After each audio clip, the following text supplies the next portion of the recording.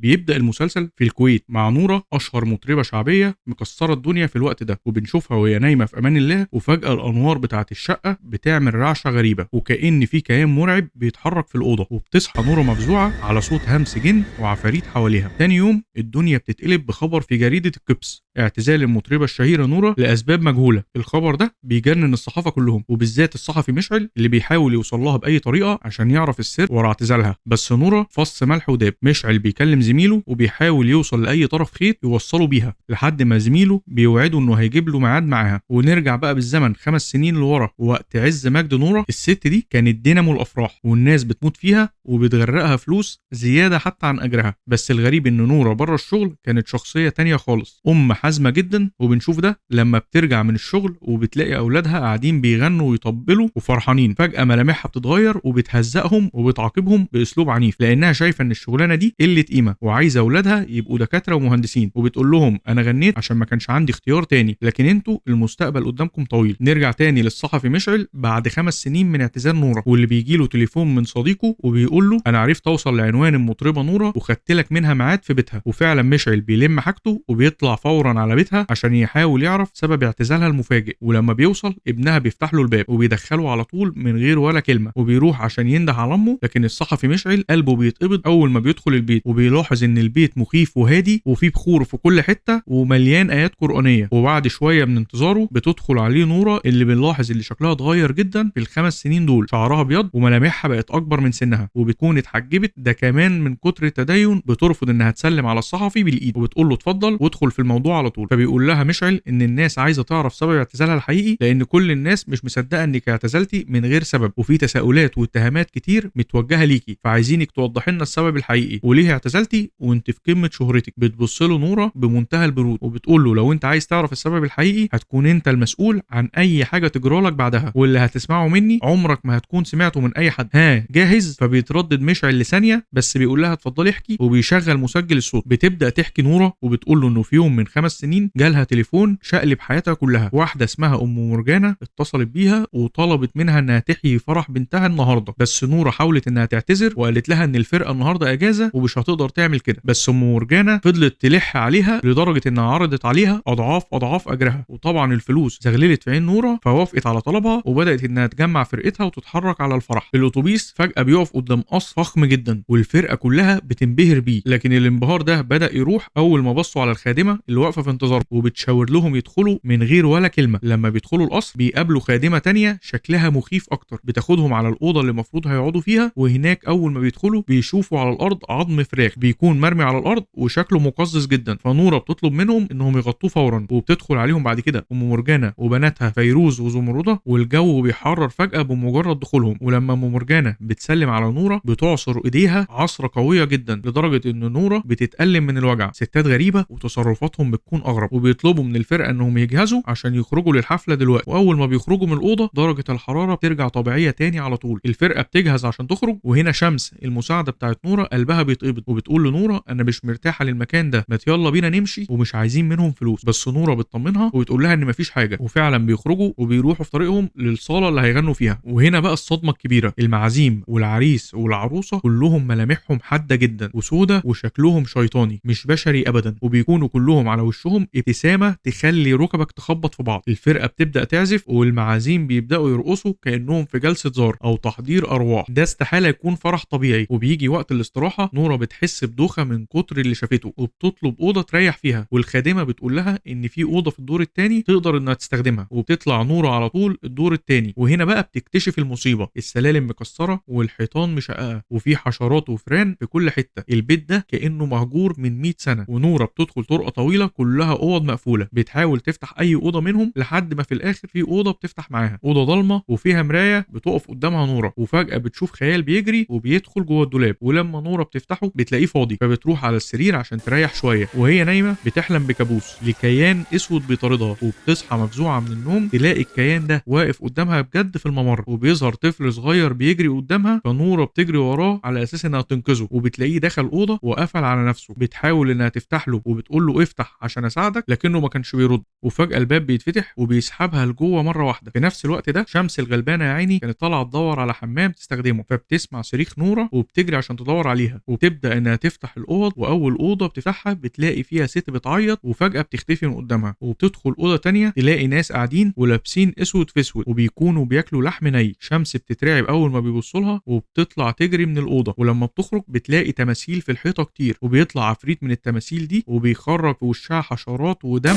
وشمس بتفضل تصرخ لحد ما فجاه العفريت ده بيرجع مكانه تاني. وبنروح لنورة اللي بنلاقيها قاعده على كرسي هزاز وفي ايدها طفل بيعيط، وبيظهر الطفل التاني اللي كانت بتجري وراه قاعد قدامها وعينه بتكون سودا مرعبه، وبيقول لها بصوت مرعب غني عشان اسيبك. وهي بتغني وهي بتترعش، والطفل اللي على ايديها فجاه بيختفي والباب بيتفتح، فبتطلع تجري عشان تهرب، وبتحاول انها تنزل تاني بس بتكتشف ان الممر اللي هي فيه ده عباره عن متاهه. كل ما تجري بتلاقي نفسها في نفس المكان وقدام الخادمه اللي شكلها مرعب، وكانها في متاهه ملهاش نهايه. نوره بتقابل شمس وهي منهاره وبيقعدوا مع باقي الفرقه. شمس بتحكي لهم الرعب اللي هي شافته، ونوره بتاكد على كلامها وبتحلف لهم ان البيت ده مش طبيعي وانهم لازم يمشوا فورا. لكن وهم بيتناقشوا بتدخل عليهم ام مرجانه ام العروسه وبتقول لهم يلا عشان الاستراحه خلصت والمعازيم مستنيينكم. لكن شمس اعصابها بتفلت وبتقول لها انها مش هتغني وبتطلع تجري من وراها، واول ما بتفتح الباب عشان تجري بنشوفها وكانها بتقع من مكان عالي وبتختفي، وبتلف لهم ام مرجانه وبتكشر عن انيابها. صوتها بيتحول لصوت شيطان خشن ومرعب، وبتقول لنوره مصير الفرقه كلها هيكون زي شمس وألعن لو الفرح ما كملش، ومحدش هيخرج من هنا الا لما الليله دي تخلص. هنا نوره بتفهم وبتتاكد انهم في فخ حقيقي وان حياه الفرقه كلها في ايديها، بتقنعهم انهم يكملوا الفرح عشان الليله دي تعدي على خير. ولما بينزلوا بتشوف نفس المعازيم المرعبين وهم بيبصوا عليهم، ونوره بتقول للفرقه بتاعتها غنوا اغنيه بنات الجبايه، ومع كل دقيقه غنى المناظر بتبقى ابشع، وبنشوف المعازيم ورجليهم بتتحول لارجل خرفان وحوافر طويله، ووشوشهم بتبدا انها تتشقق، وبنشوف العريس والعروسه وهم عينيهم سودة تماما. دول مش بشر، دول قبيله من الجن. وفي وسط الرقص الشيطاني ده نوره بتلمح شمس وهي بترقص وسطيهم، بس شكلها اتحول وبقت شبههم بالظبط. وكده شمس خلاص راحت في الوباء، وبيبداوا المعازيم انهم يقربوا من الفرقه وكانهم ناويين لهم على نيه سودة، وبنشوفهم وهم بيقربوا لهم في مشهد مرعب ومخيف جدا. بس فجاه طوق النجاه بيوصل، صوت اذان الفجر بيشق سكون الليل. اول ما الاذان بيأذن العفاريت كلها بتتشل وما بيقدروش يتحركوا، وهنا نوره بتصرخ في فرقتها وبتقول لهم اجروا بسرعه. بيخرجوا من البيت يلاقوا ضلمه كحل في كل حته، وكأن البيت عباره عن خرابه او بيت مهجور من سنين. ولما بيخرجوا بيقابلوا راجل عجوز بيسالهم مالكم وايه اللي عمل فيكم كده، ولما بيبداوا انهم يحكوا له بيقول لهم ان البيت ده مهجور بقاله سنين ومحدش بيعتب ناحيته عشان بيقولوا انه مسكون بالجن والعفاريت. ونوره بترجع بيتها مرعوبه ومش مصدقه انها طلعت من كل اللي شافته ده على خير، واول حاجه بتعملها بتمسك الدف بتاعها وبتقطعه بالسكينه، وبتبدا انها تشيل صورها كلها اللي في الافراح وتعلق مكانها ايات قران، وبتحلف ان مفيش غنى تاني. وهي بتقطع الصور بالسكاكين بيخبط الباب عليها، ولما بتفتح بيطلع الرائد وليد جاي يحقق في اختفاء شمس، وبيشوف نوره ماسكه سكينه فبيشك فيها وبيقول لها ان عيلتها قالت ان شمس اخر حد كان معاها انتي، فبتطلب منه نوره انها تجيله الاسم عشان عيالها ما يشوفوش التحقيق ده. ولما نوره بتروح الاسم عشان التحقيق بتحاول تحكي الحقيقه للظابط وانهم راحوا بيت مسكون، بس الظابط طبعا ما بيصدقش. وفجاه وهي بتحكي له النور في الاسم كله بيقطع وبيفضل يرعش بطريقه مخيفه، ونوره بتفهم ان دي رساله تهديد من الجن عشان تسكت عن اللي عايزه تقوله، فبتنكر معرفتها باي حاجه عشان تحمي نفسها وعيالها. نرجع بقى للحاضر بعد 5 سنين. نوره وهي قاعده قدام الصحفي مشعل بعد ما خلصت حكايتها، فبتقول له امسح التسجيل ده يا ابني وما تسمعوش لحد وانا حذرتك وانت براحتك. مشعل بيخرج من عندها دماغه بتلف، فبيروح للرائد وليد وبيساله عن القضيه. وليد بقى بيعترف له بحاجه مرعبه، بيقول له انا رحت البيت المهجور ده عشان اتاكد من كلام نوره، واول ما دخلت لقيت البيت فعلا مرعب، ولقيت اثار اقدام خرفان ضخمه جدا، ولقيت عظم حيوانات في كل حته. وعشان تفهم يا صديقي ان عظم الحيوانات ده بيبقى هو اكل الجن. وبيقول له كمان ان لقيت صور مرميه في كل حته، ولما بصيت في الصور دي طلعت من ضمنهم صور شمس المساعده بتاعه نوره، يعني نوره كانت صادقه في كل كلمه وشمس الجن خطفها. طبعا مشعل بيحس ان دي خبطه صحفيه كبيره، فبيروح مكتبه وبيفتح الكمبيوتر وبيقرر انه يكتب التقرير ده وينشره للناس. بيبدا يشغل شريط التسجيل عشان يفرغ الكلام اللي سجله من نوره، وفجاه صوت التسجيل ده بيقطع ويبقى صوت مرعب، الانوار بتطفي وتنور والكلام فجاه بيتمسح لوحده من على الشاشه. مشعل بيبدا يترعب ويبص حواليه في كل حته، وفجاه بيظهر له كيان مرعب بيخليه يصرخ، وجسم مشعل كله بيبدا انه يجيله تشنجات، وبنشوف عروقه وكانها تنفجر، وراسه بتتشل وبيبص للسقف وعينه مبرقه وبيتجمد مكانه، وبنلاقيه مات بطريقه بشعه. وبنروح لاخر مشهد نوره وهي بتقرا خبر وفاه الصحفي مشعل في ظروف غامضه، وبتتاكد ان السر ده ثمنه الدم، وان اللي بيحضر الجن بيموت مقتول بيه. وهنا يا صديقي بيخلص المسلسل بتاعنا، مسلسل عرس الجن. لو لو عجبك الملخص ما تنساش تعمل لايك وسبسكرايب واستناني في الملخص اللي جاي. سلام.